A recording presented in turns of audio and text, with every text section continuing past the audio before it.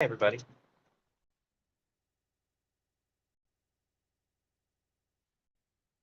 It's it's a beautiful day. Unfortunately, it decided to rain, so we have the umbrella. The rain has slowed only momentarily. The biggest issue with the rain, though, is sticky now. Sticky. What are you going to do about it? Quick visual descriptor. I have long brown hair, dark blue shirt, glasses, silver bracelet, coffee mug in hand. We have these beautiful trees behind us and leaves and all this wonder, and there's dripping water. And we are in the gazebo in the public park space near the river. It's a lovely little environment. Absolutely lovely.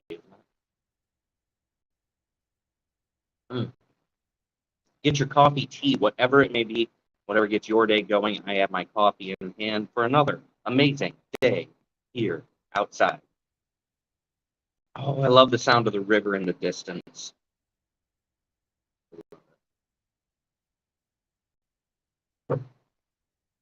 Set that coffee down now. You define your life. Obviously, it's the name of the video, the name of the stream. You've probably already seen it. What do I mean? Well, let's just get it right out of the way right now. Oftentimes, we can feel like our lives are structured by other people. When we're growing up, there's a very clear structure given to us by our parents and our families, or whatever that family group might look like. Whether it's your parents themselves, whether you're raised by an older sibling, in some sort of other home style. There are lots of different home styles, but nonetheless, the structure for that life, for most of us, was given to us by that family. And then we go to school, and school, for the most part, for many of us, up until a certain age, was structured by other people. It's not until we got older that we were allowed to do things like choose some of the structure or choose what we wanted to pursue for education. And then, of course, there's the social structure, which imparts upon us this strange urge to have to fulfill certain societal norms, get a job, pay your taxes. And of course, it's kind of hard to argue that we have to do both of those things, get a job, pay your taxes. But there's all sorts of other structures imposed upon us. You're supposed to buy a home. You're supposed to get a family, get married. Depending on where you live in the world, those structures can be even more rigid, or as opposed to simply implied by the world around you, sometimes they can be pushed on you directly. Again, sometimes by family, education, your community, nudging you slowly towards what you're supposed to do. But what are we supposed to do? It's an enormous question. What are we supposed to do? What's life actually supposed to look like? Are we required to get the 9 to 5, buy the house, have the 2.5 children and the dog? Do we have to go to that secondary education? Do families have to follow the same structure as the one you grew up in, or the one that you see on TV, in sitcoms and movies? Is anything in particular a requirement?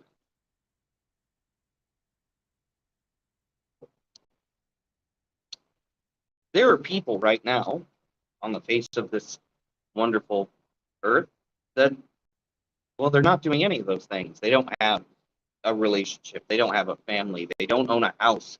Their job isn't a 9 to 5. Sometimes it's a 2 to 4. Sometimes it's afternoon. Sometimes people are working 3 days a week. Then you have people like travel bloggers who Maybe they're actually working 7 days a week and you don't notice because they're traveling, and traveling is part of their work. And then they're writing wonderful stories. But there's so many different types of people. And then there's consultants who don't work for a single company sometimes. They jump from project to project and thus move from place to place. Maybe they'll be in one spot for 3, 6 months. Or maybe they do it remote and they do have their own home. They already own their own home. Maybe they're quite young and already own their own home. Or maybe they just rent out a condo. But they're working remote, so they're working all over the globe, but they never leave their bedroom. These are things worth considering. Then you have professional artists who, by and large, have to create their own income streams, and they don't have the same kind of set hours that you'd have in most businesses. But of course, then there's the other side of the artist coin, where you're a studio artist of some sort, or you work for a large company. So you go to an office and you go to board meetings and you collaborate with a bunch of other people. And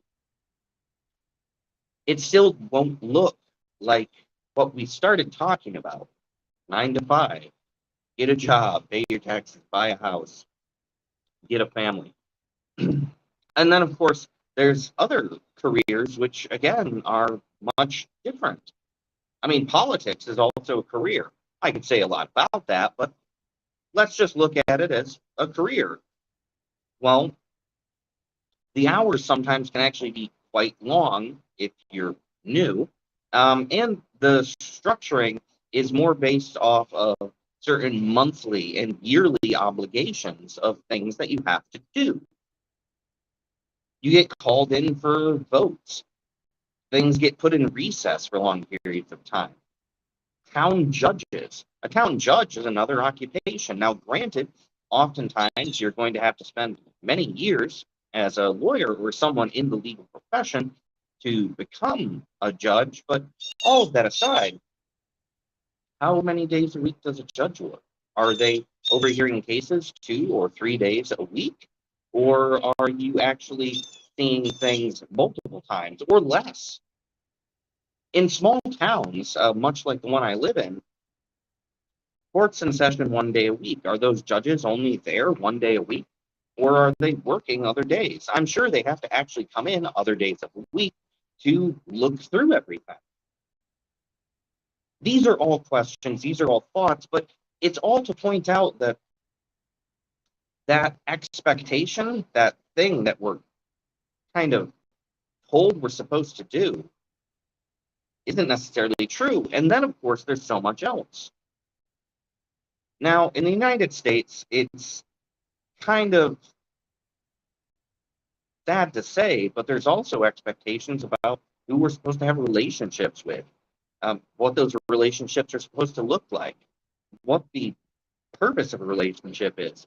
I still hear fairly often on both television and amongst the local area that, you get into a relationship, you get married, you settle down.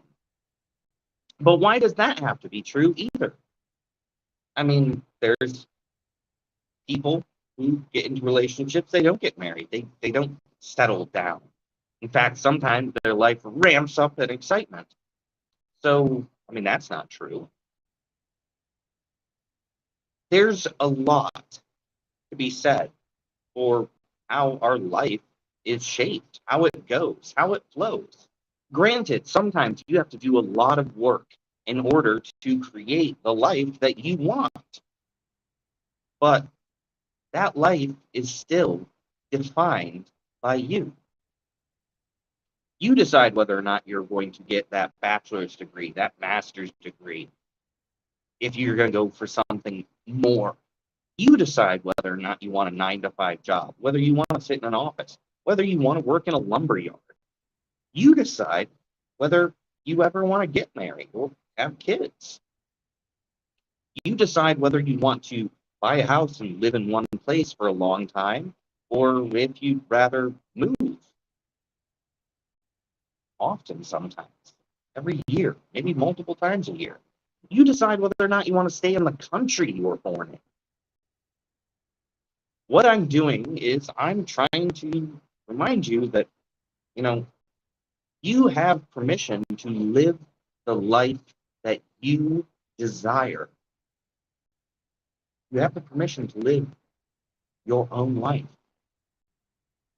In every way, shape, and form your life might take.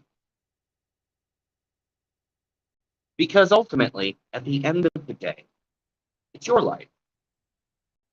Do with it what you wish. What makes you happy? What feels right? And if 10, 20, 30, or even as little as 2 or 5 years down the road, you decide that life isn't what you want, change. Nothing is stopping you from changing. Granted, it's going to take work, and it's a lot more than just saying, I'm going to be a professional server, and then you get aboard and go out there. No, it takes time. But it's your life.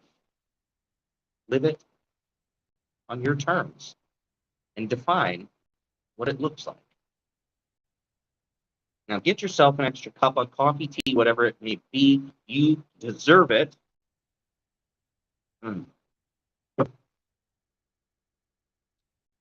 before I get going today, I'd just like to talk to you for a moment about 30 Days in the Apocalypse with Dr. Ciencio Magnifico, which is my story series available through Kindle Vella. Now, if you have an Amazon account, you have access to Kindle Vella.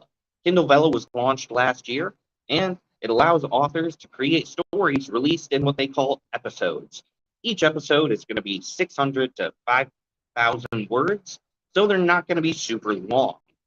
In fact, that allows you to read one quite quickly and scan through and find lots of different authors that you might enjoy.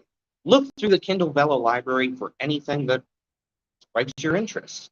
But the first 3 episodes, you can just check out and read from any story series on Kindle Vella. Decide whether or not you like it, but you only have to pay to unlock more episodes after those first 3, which is really cool, and it allows you the chance to decide whether or not you want to invest in a story. And if you're already emotionally invested in the story, well, then you might decide you want to pay to read more. But 30 Days in the Apocalypse with Dr. Ciencio Magnifico is one of my story series on Kindle Vella. It's a whole lot of fun. It's a sci-fi apocalypse, internet celebrity, dark comedy, and action story. And oh my goodness, it's fun. I've been having a whole lot of fun writing it. Now there's 4 episodes up currently. I am going to be releasing more throughout the year, but for the time being, there's those first 4. Please check them out. And just so you know, you can like, you can follow, and you can leave a review on Kindle Vella. Well, as soon as you're done with an episode. And every episode can be liked, and you can share them. And it's so much fun. So please, if you could check out my story on Kindle Vella, I would appreciate it so much.